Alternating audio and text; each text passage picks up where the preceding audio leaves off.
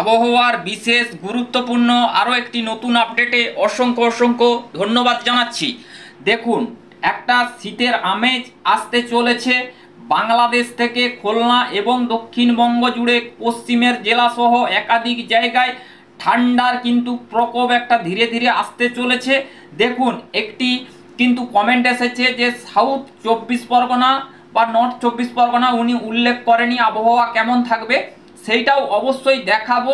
তবে আবহাওয়া মনোরম থাকবে, বিভিন্ন জায়গায় আবহাওয়া কিন্তু শুষ্ক থাকার ইঙ্গিত পাওয়া যাচ্ছে। টানা বেশ কয়েকদিন আবহাওয়া কিন্তু শুকনো থাকবে একদম, কিন্তু উত্তর থেকে দক্ষিণবঙ্গ বাংলাদেশে বিভিন্ন স্থানে কিন্তু আবহাওয়া শুষ্ক থাকার সম্ভাবনা। তবে পার্লি ক্লাউডি স্কাই আকাশ হতে পারে, অংশত সাদা মেঘ ঘোরাফেরা করতে পারে এবং ধোঁয়াশা ধোঁয়াশা এবং কুয়াশার মতন কিন্তু পরিস্থিতি থাকবে। সেই ক্ষেত্রে আমরা দেখতে পাচ্ছি বিভিন্ন জায়গার উপরে কিন্তু ধীরে ধীরে উত্তর পশ্চিম দিকের বায়ু প্রসারিত হবে এবং কিন্তু ধীরে ধীরে শীতের প্রকোপ কিন্তু বাড়বে। আমরা 23 তারিখ ভোরের দিকে যখন দেখছি, আমরা একটু দেখাচ্ছি, একদম টোটাল বিষয়টা দেখাবো, আবহাওয়ার কন্ডিশন দেখাবো, কতদিন বৃষ্টিপাত হবে না, কোন কোন জায়গায় আবহাওয়ার পরিস্থিতি শুকনো থাকবে, সমস্তটা দেখাবো। ভিডিওটা দেখতে থাকুন।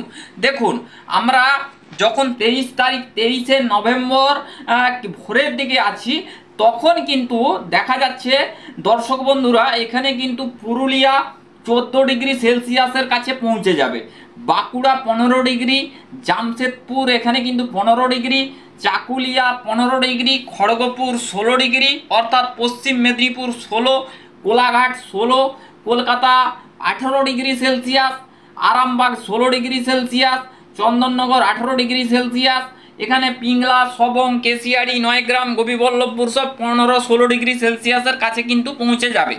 সাউথ 24 পরগনা, নর্থ 24 পরগনাও কিন্তু 17-18 ডিগ্রি সেলসিয়াসের কাছাকাছি থাকবে। আবহাওয়াটা সাউথ 24 পরগনা বা নর্থ 24 পরগনা ওটা দেখাবো, অবশ্যই দেখতে থাকুন। এখানে কিন্তু সাতক্ষীরার দিকেও আমরা দেখতে পাচ্ছি 17 ডিগ্রি সেলসিয়াসের কাছে পৌঁছে যাবে, খুলনা 17 ডিগ্রি, পিরোজপুর 16 ডিগ্রি, এখানে শ্যামনগর 20 ডিগ্রি, তারপরে বরিশালের দিকে 16, মতিরহাটের দিকে কিন্তু 19, লালমোহনের দিকে 18 degree Celsius, Khepupara 16 degree Celsius, ফরিদগঞ্জের দিকে 15, সন্দ্বীপের দিকে 15 ডিগ্রি সেলসিয়াস, যশোরে 17 ডিগ্রি সেলসিয়াস, তারপরে কুমিল্লার দিকে কিন্তু এখানে 16 ডিগ্রি সেলসিয়াস, ঢাকার দিকে 17 ডিগ্রি সেলসিয়াস, তারপরে নাগরপুরের দিকে কিন্তু এখানে 17 ডিগ্রি, কাপাসিয়া 16 ডিগ্রি, এখানে আপনার পাবনার দিকে 18 ডিগ্রি সেলসিয়াস, মেহেরপুর 17, রাজশাহী বিভাগ এখানে 18 ডিগ্রি সেলসিয়াসের কাছে কিন্তু পৌঁছে যাওয়ার আশঙ্কা কিন্তু রয়েছে। এটা কিন্তু 23শে নভেম্বর দেখাচ্ছি। তো তারপর এখানে কিন্তু বকড়া রয়েছে 17 ডিগ্রি, ময়মনসিংহ কিন্তু 17 ডিগ্রি, কিশোরগঞ্জ এখানে কিন্তু রয়েছে 16 ডিগ্রি, তারপরে মালদা 18 ডিগ্রি। তারপরে বন্ধুরা যদি একটু উত্তরের দিকে উঠি, তাহলে কিন্তু আমরা দেখতে পাচ্ছি আলিপুরদুয়ারের দিকে 16, শিলিগুড়ির দিকে 17, এখানটায় আপনার রংপুরের দিকে 17, গোয়ালপাড়া গুয়াহাটির দিকে প্রায় 18 ডিগ্রি, শিলংয়ের দিকে ভালো পরিমাণে ঠান্ডা এসে যাবে, 8 ডিগ্রি সেলসিয়াসের কাছে কিন্তু ঘোরাফেরা করবে টেম্পারেচার। তো বন্ধুরা, এবারে আমরা আপনাদেরকে যদি এর আগে থেকে একটু দেখাই, একটু 17 তারিখ থেকে আপনাদেরকে দেখাই, 17 তারিখ থেকে টেম্পারেচারের কি পরিস্থিতিটা থাকবে, আমরা আবহাওয়ার পরিস্থিতি দেখাবো এবং টেম্পারেচারের পরিস্থিতি দেখাবো, বৃষ্টির পরিস্থিতি দেখাবো। তো অবশ্যই দেখতে থাকুন। দেখুন এখানে কি কন্ডিশন হচ্ছে, এখানে আমরা 17 তারিখ থেকে একটু আবহাওয়াটা দেখাই। তো বন্ধুরা দেখুন, এখানে কিন্তু আমরা দেখতে পাচ্ছি মোটামুটিভাবে কিন্তু রাঁচি, এখানে দুর্গাপুর, জামশেদপুর, পুরুলিয়া, বাঁকুড়া, পশ্চিম মেদিনীপুর একটা ভালো কিন্তু শীতের আমেজ কিন্তু শুরু হতে পারে। 16 নভেম্বরের পর থেকেই কিন্তু ধীরে ধীরে টেম্পারেচার কিন্তু ফল্ট হতে পারে। চট্টগ্রাম, এপাশে ত্রিপুরা, শিলচর, গোয়ালপাড়া, গুয়াহাটি, রংপুর বিভিন্ন স্থানে স্থানে কিন্তু টেম্পারেচারের কিন্তু পরিস্থিতি বদলে যেতে পারে বা একটা টেম্পারেচারে কিন্তু পরিবর্তন আসার বিরাট বড় কিন্তু সম্ভাবনা তৈরি হচ্ছে। বন্ধুরা যদি আরও আমরা একটু এগাই, আমরা যদি একটু 18 তারিখের ভোরের দিকে দেখি, অর্থাৎ 19 তারিখের দিকে দেখি, 19 তারিখ কতটা কি পাড়াপতন হতে পারে। বন্ধুরা আমরা এখানে দেখতে পাচ্ছি মোটামুটি বন্ধুরা ভালো পরিমাণে টেম্পারেচার কিন্তু পাড়াপতন হচ্ছে, দেখতে পাচ্ছেন কোথাও 16, কোথাও 17, কোথাও 18 ডিগ্রি টেম্পারেচার কিন্তু থাকছে।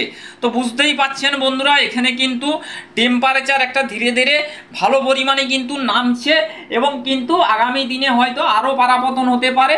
তবে সকালের দিকে দেখুন, যেহেতু এটা শীতের মৌসুম ধীরে ধীরে স্টার্ট হচ্ছে, সেই ক্ষেত্রে কুয়াশা আসতে পারে, কোথাও আচ্ছন্ন ভাব হতে পারে, কোথাও ধোঁয়াশা ধোঁয়াশা হতে পারে বিকেলের দিকে বা সকালের দিকে, এরকম হতে পারে, বা কুয়াশা আসতে পারে, এরকম কিন্তু সম্ভাবনাগুলো থাকে। তো বন্ধুরা মোটামুটি আমরা টেম্পারেচার নিয়ে আলোচনা করলাম। এবারে আমরা আপনাদেরকে চলে যাব একটু উপগ্রহ রেডার অ্যানিমেশন চিত্রের মাধ্যমে এই মুহূর্তে দেখাবো আকাশের কন্ডিশন কি রয়েছে। বন্ধুরা আমরা যেটুকু দেখতে পাচ্ছি এই মুহূর্তের যে অ্যানিমেশন পেজ বা স্যাটেলাইট চিত্রের যে অবস্থা, বা আমরা দেখতে পাচ্ছি একটি কিন্তু ধোঁয়াশা ধোঁয়াশা ভাব, উত্তর থেকে দক্ষিণবঙ্গ কিন্তু পুরোপুরি দেখা যাচ্ছে একটা সাদা কিন্তু অংশত মেঘলা আকাশ হতে পারে, বিভিন্ন জায়গা স্থানে স্থানে কিন্তু হতে পারে সম্ভাবনা দেখা যাচ্ছে, এবং বিভিন্ন জায়গার উপরে কিন্তু আমরা দেখতে পাচ্ছি পরিষ্কার আবহাওয়া বিরাজ করবে, এবং কিন্তু ত্রিপুরা চট্টগ্রামের দিকেও কিন্তু পরিষ্কার পরিচ্ছন্ন আকাশ, এবং কিন্তু মাঝে মাঝে পার্লি ক্লাউডি স্কাই হতে পারে, এরকম সম্ভাবনা থাকছে। বৃষ্টির সম্ভাবনা আপাতত দৃষ্টিতে এখানে কিন্তু কিছু পাওয়া যাচ্ছে না। এবারে আমরা চলে যাব সরাসরি বজ্রবিদ্যুৎ থেকে আপনাদেরকে একটু দেখাবো যে বৃষ্টির কন্ডিশন কি হতে পারে, আগামী দিনে বৃষ্টির কি পূর্বাভাস উঠে আসছে। আজকে 14ই নভেম্বর, 14 তারিখ আমরা দেখাচ্ছি, আমরা বেশ কয়েকদিনের একটু টানা আবহাওয়ার পরিস্থিতিটা দেখাবো। তো বন্ধুরা আমরা কিন্তু এখান থেকে কোথাও দক্ষিণবঙ্গ, বাংলাদেশ, ত্রিপুরা, চট্টগ্রাম কোনো জায়গাতে বৃষ্টিপাত পাচ্ছি না, শুষ্ক আবহাওয়া থাকবে। রংপুর, রাজশাহী বিভাগ, মেহেরপুর, এখানে কিন্তু গোয়ালপাড়া, গুয়াহাটি, তারপরে বন্ধুরা আমরা শুধু দেখতে পাচ্ছি হালকাভাবে ভুটানের আশেপাশে গ্যাংটক, এই জায়গাগুলোতে কিন্তু দু এক পশলা হালকা কিন্তু বৃষ্টি হতে পারে, সেরকম কিন্তু বৃষ্টিপাত নয়, মোটামুটি একটা বৃষ্টিপাতের প্রাদুর্ভাব লক্ষ্য করা যেতে পারে। আমরা একটু টানা দেখিয়ে দিচ্ছি দক্ষিণবঙ্গের আকাশ মোটামুটি কেমন থাকবে।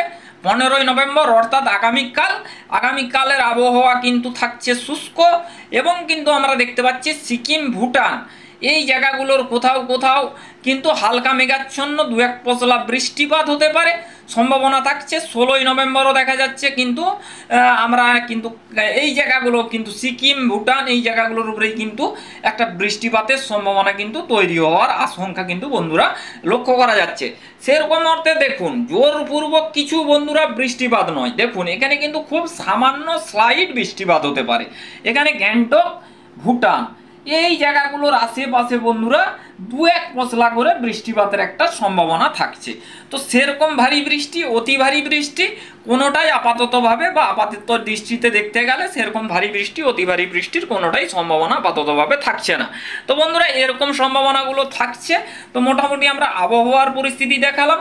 তো বন্ধুরা আবহাওয়া কিন্তু মোটের উপরে একদমই কিন্তু পরিষ্কার পরিচ্ছন্ন থাকার সম্ভাবনা, একদম বেশ কয়েকদিন টানা কিন্তু আবহাওয়া কিন্তু শুষ্ক থাকবে।